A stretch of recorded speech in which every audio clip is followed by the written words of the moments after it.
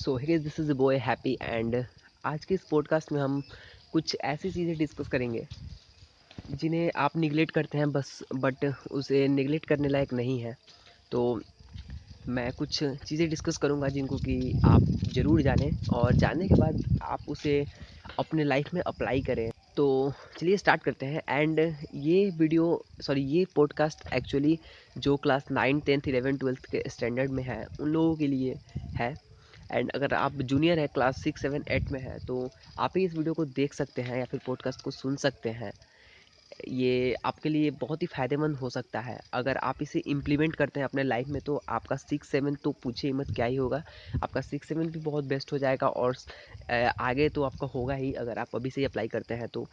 And तो 9 10th 11 12th के बच्चों को मैं यही कहूँगा कि अपने लाइफ पे फोकस करें, अपने लाइफ के एम पे फोकस करें और लाइफ के एम को फोकस करके अचीव कैसे करें। तो अगर आप अपने गोल को अचीव करना चाहते हैं, अपने एम को अचीव करना चाहते हैं तो उसके लिए आपको मस्ट ज़रूरी है स्टडी, नॉलेज।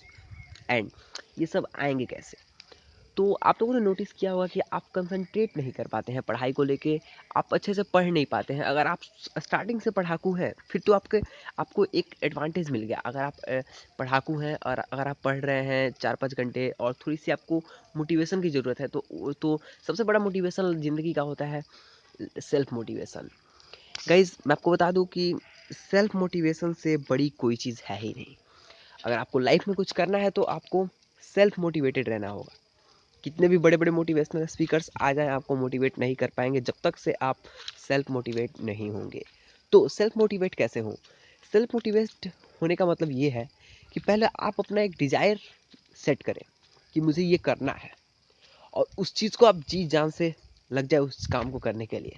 जैसे जस्ट फॉर एग्जाम्पल मैं जेई का लेता हूँ। अगर आपका एम जेई है, आपका एम नीट है, आपका एम आईएएस बनने का है तो आप क्लास 9th 10th को अच्छे से स्टडी करें एंड आपको 10th क्लास का रिजल्ट आते आते तक आपको तो सबसे फर्स्ट ऑफ ऑल क्लियर हो जाना चाहिए कि आपका मस्ट एम क्या है। एक्चुअली क्या है ना कि जब छोटे बच्चे रहते हैं, जब क्लास 5 6 7 तो अलग अलग गोल सेट होते रहते हैं। जैसे किसी का लक्ष्य होता है कि मैं ये बनूँ वो बनूँ, ऐसे मतलब माइंड चेंज होते रहता है, माइंड डाइवर्ट होता है अलग अलग मूवीज़ अलग अलग सीरीज़ देख करके। तो फर्स्ट ऑफ ऑल तो आपको 10th क्लास तक अपना कॉन्सेप्ट क्लियर कर लेना है कि आपको करना क्या है, आपको लाइफ में करना क्या है। तभी आपको ट्वेल्थ आपको करने के लिए कोई अपना जो भी स्ट्रीम आपको चूज़ करना है उसके अनुसार से आप चूज़ करेंगे। तो सबसे पहले तो आप डिसाइड कर ले कि आपको करना क्या है एंड उसके बाद आप अपना स्ट्रीम चूज़ करें। अगर आपको जेई करना है तो पीसीएम ले एंड अगर आपको नीट करना है तो पीसीबी ले, physics chemistry bio, physics chemistry math. Okay. And अगर आपको कंपनी सेक्रेटरी बनना है, सीए बनना है और भी अलग अलग सी चीज़ें हैं तो आप कॉमर्स लीजिए। और अगर आपको आईएएस बनना है तो आप आर्ट्स ले। अगर आपको कोई सा आपको जैसे कोई आपको हाँ डिजाइनिंग का कोर्स वगैरह हो गया तो उसके लिए आप आर्ट्स ले सकते हैं। एंड सब में आपको एक से बढ़ के एक आपको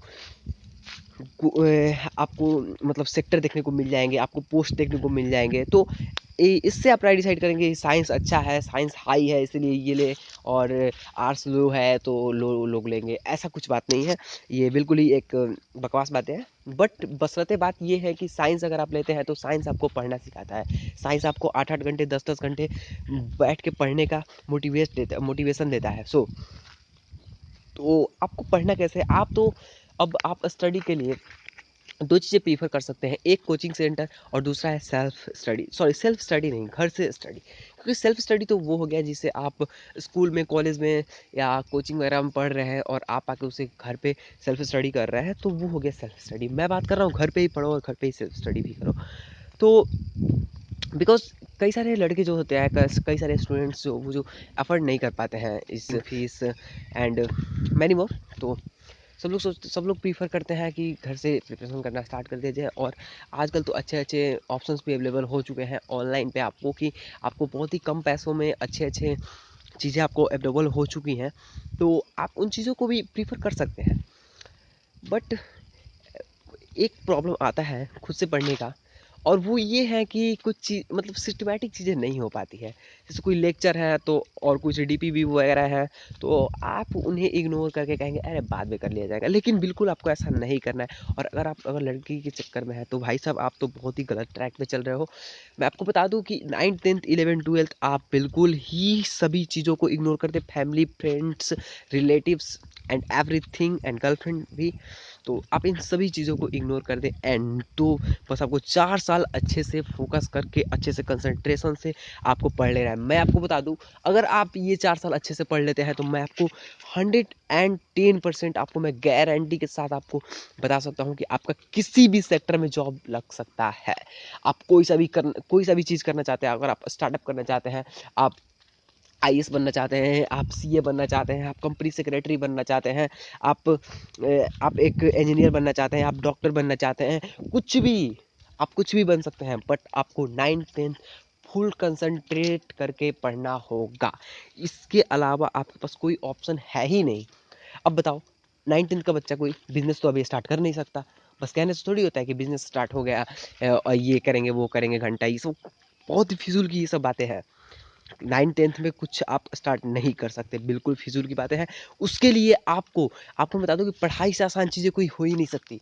क्या करना है आपको, बिजनेस करना है, बिजनेस में पढ़ाई से 2 गुना 3 गुना 4 गुना ज़्यादा मेहनत करना पड़ेगा, क्योंकि उसका जो एफर्ट होता है ना वो कुछ अलग जगह पे लगाना पड़ता है। तो 9th 10th में आपको फोकस करना है पढ़ाई पे, बिजनेस पे नहीं। आपके मम्मी पापा आपको बिजनेस करने के लिए भी पैसे नहीं दे रहे हैं, आपको भी कम से कम 10th तक पढ़ाने के लिए पैसे दे रहे हैं। तो 9th 10th आप अच्छे से पढ़ें।